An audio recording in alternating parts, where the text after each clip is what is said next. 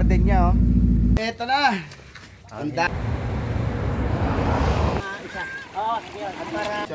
Special menu. Kababa namin dyan, pupunta kami doon kay Nanay Santa. Okay guys, nandito na kami sa Timonan Port. Ayan, so pagdating sa Timonan Port, pasok lang doon sa may entrance. Ayun, ang entrance.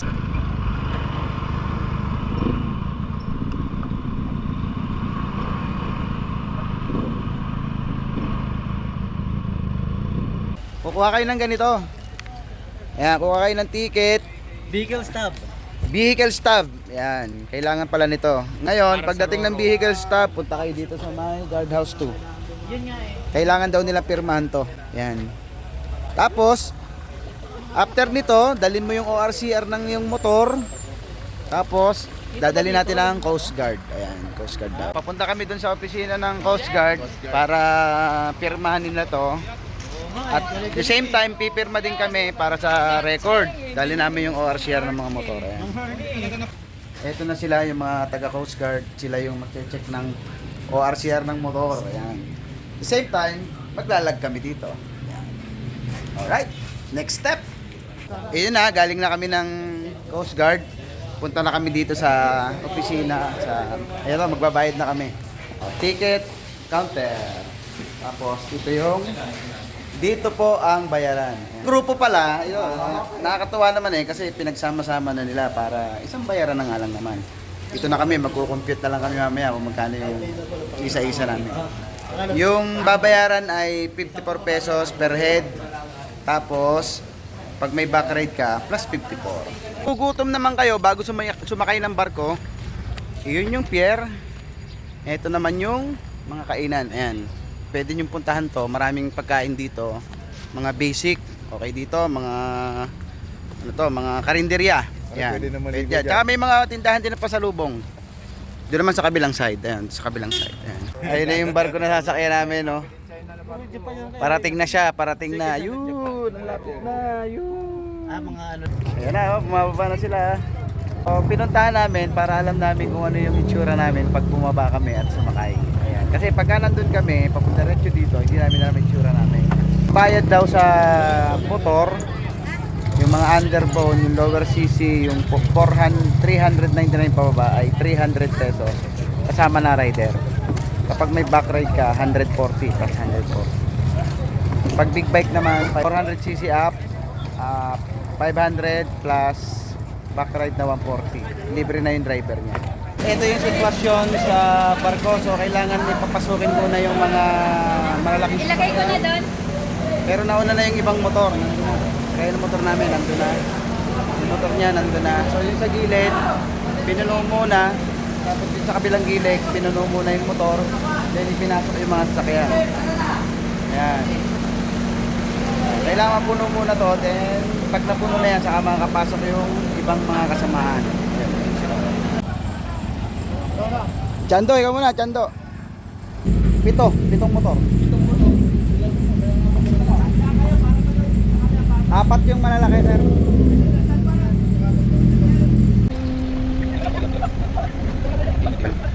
Tumating kami ng 11:30 to 12. So yun yung range ng dating namin kanina. Pero alam naman namin na 2 o'clock talaga alis yung barko.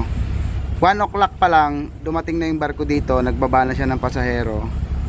And then, pagkatapos nilang magbaba, pinapasok na nila kaming mga nakasasakyan. The same time, pumapasok na rin yung mga tao.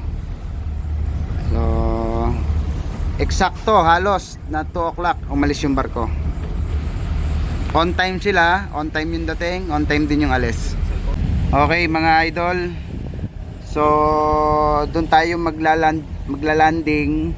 Yan, sa pier na yon, sa Alabat Pier. Pagkababa namin dyan, pupunta kami doon kay Nanay Santa, doon sa kabilang dulo.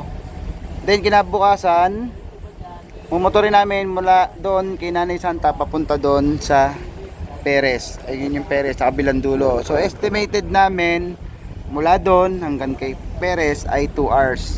Guys, umalis kami doon sa Port of Patimonan ng 14:14. Dumating kami dito ng 15 10. So almost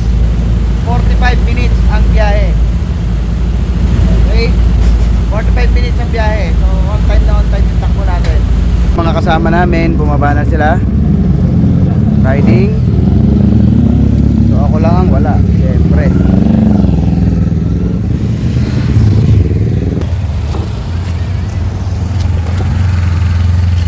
Ito na yung Port of Alabat. Ayan, yung Port of Alabat. So pagdating namin, galing doon, diretso kami dito sa Port of Alabat para magbayad doon sa ticket para pagbalik namin hindi na kami sisingilin.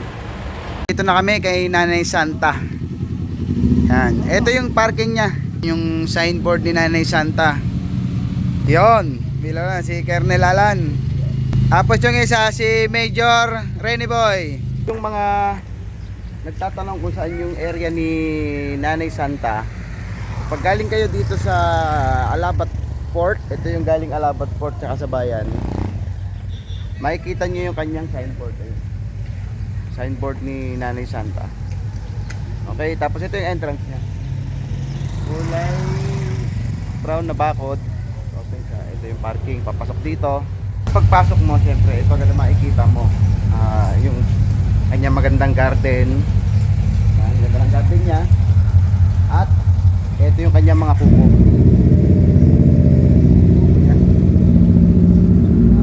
Itong kubo na to ay 2,000 pesos. 24 hours. Yan. Yung kubo na yan. 8 kubo yan na magaganda. Ganda ng garden niya, oh. Makikita ko sa inyo mamaya kung ano yung tsura ng garden niya dun sa loob. Ito nga pala yung kanyang beach front. So kung nandun kayo sa beach, ito yung una nyong makikita kapag nakatambay kayo dun sa harap ng dagat. Ito naman yung area kung saan malawak, pwede kayong maglaro. Kung may kasama kayong bata, pwede kayong maghabulan dito at napakalawak po nitong area na to. So yan, ayun yung dagat. Makikita yung dagat. Yung kubo na yan, pwede nyong gamitin yan kung gusto nyo mag-inom-inom. Medyo Japanese style po yan, wala pong upuan. Ang uupuan nyo dyan ay yung mga unan. Ito naman yung kanyang hall. Nandyan din yung kainan. Ito naman yung kanilang kubo na worth of 6,000, good for 8 to 10 packs. Yan. Yung isang room nila na halagang 2,000. Ang ganda ng room nila ng kubo dahil meron siyang terrace. Tapos ito yung room. Ayan. Ang ganda, oh. Oh, di ba? Preskong presko ka dito kasi bukod sa nakakasawali siya, may aircon, may bintana, may pinto, may kama. Itong room na to good for 2, pero pwedeng gawing 4 dahil meron siya dito sa sahig. Pwedeng matulog dito. Ito naman yung CR. Yan. Kita nyo, ang ganda ng CR, ha. Ito lang, ha. Buksan natin yung ilaw. Okay, ito yung switch. Yan. Ito yung kanilang CR. Oh, di ba? May shower, may bowl, may timba, may lagay ng mga sabon, kisame niya, sawali, may salamin, at malinis. O, diba? Ang linis ng kanilang CR. So, palagay ko naman ay magiging aprobado kayo sa inyo to.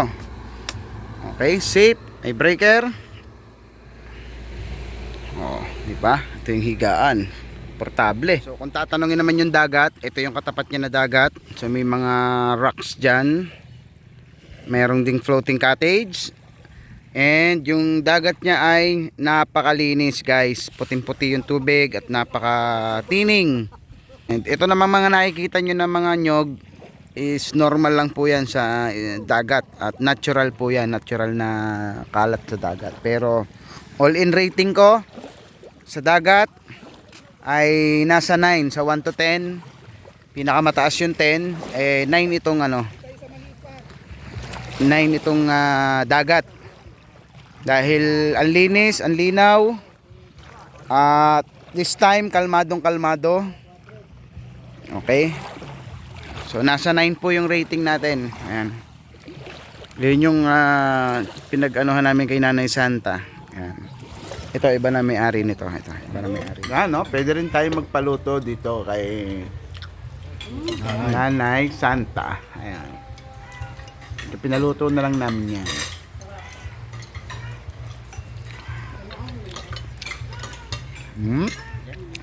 Ayun. At kung ayaw nyo namang magpaluto kay Nanay Santa, pwede din kayong kumain dito sa karinderya ni ate. Dito lang sa labas. So kung gusto nyo namang mamili at kumain, pwede dito. Ayan ang pamilihang bayan ng Quezon. Ayan. Papasok lang kayo dito. Makita nyo yung tindahan ni ate ng karinderya niya.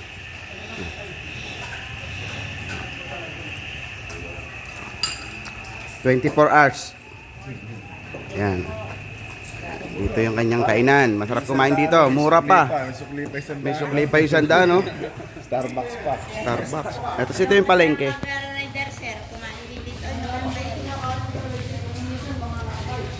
Ito, kung gusto niyo magluto-luto, ito yung palengke niya.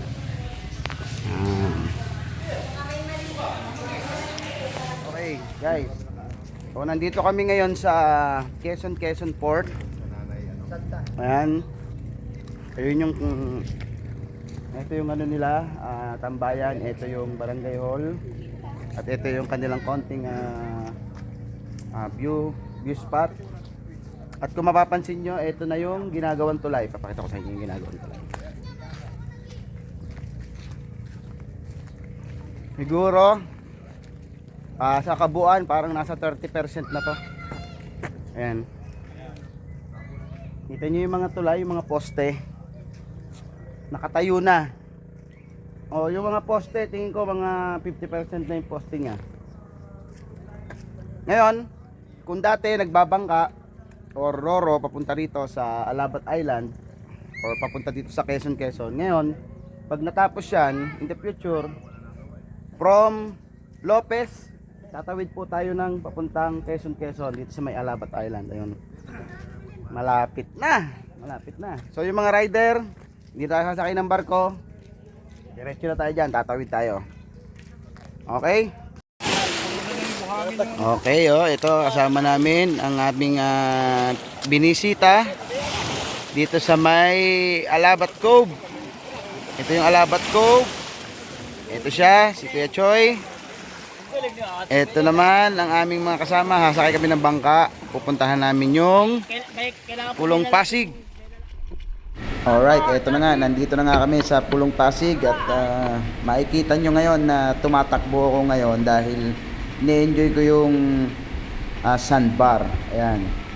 Hanggang dulo, siguro estimated ko mga 1 kilometer pa bago ko marating yung kabilang dulo ng sandbar from doon sa bangka na pinagbabaan namin. So enjoy nyo yung sandbar. Ito po yung itsura niya, papakita ko sa inyo. Alright, ito na yung sandbar. Mapapansin nyo may tubig pa, nakalutang pa yung tubig doon sa sandbar. Pero mamaya makikita nyo naman na yung sandbar ay nakalutang na. So wala na siyang tubig.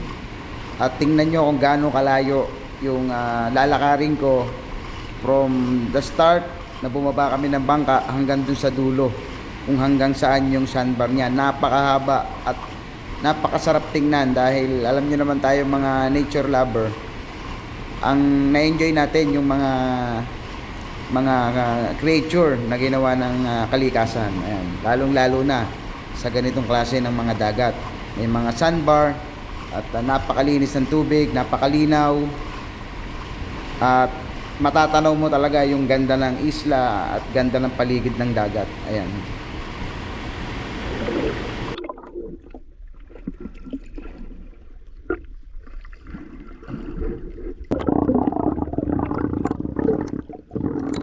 Nakakatawa naman si Kuya Choy. Ayan, dating kasamaan sa Nestle. Ito, pinagluto pa kami ng mga special nila dito.